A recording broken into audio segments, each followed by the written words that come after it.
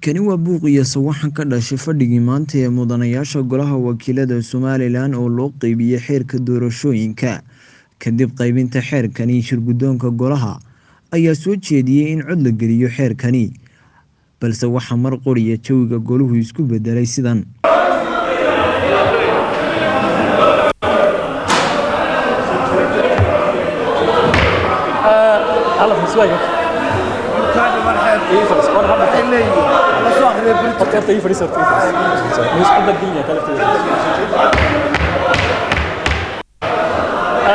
الله فريستو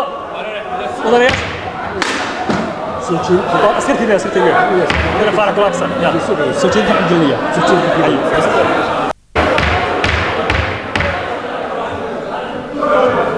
فارح مدني فارح عبد الله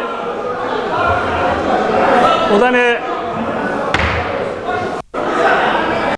xildhibaanadani buuqa sameynayay ayaa codsanayay in la siiyo waqti ay ku soo akhristaan xeerkani buuqani ka dhacay golaha maanta ayaa sababay in golaha laga saaro xildhibaan Faarax oo sameeyay gacan ka hadal kadib markii uu xogayaha golaha ku tuuray caagad xildhibaan Faarax Maxamed Cabdille golaha ka bax golaha Faarax Maxamed Cabdille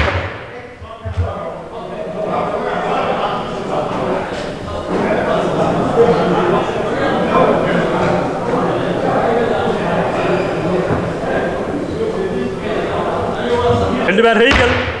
golaha kaam intaasi kadib Axmed Yaasiin Sheekh Cali ayaan la gudoomiye ku-xigeenka koobaad ee golaha oo isagu shir gudoominayay fadhiga maanta ayaa golaha ku wargeliyay in maalinta bariyo cod la gelin doono xeerkani codsanayna inaad soo akhridaan xeer laga dooday oo la isku soo guray dib u akhrintiisu waa ku meeraysi waxaan soo jeedinaynaa in bari loo soo diyaar garoobo xeerka waa maasantii markii uu fadhigu soo dhamaaday ayaa qaar ka mid ah xildhibaanadii ka soo horjeeday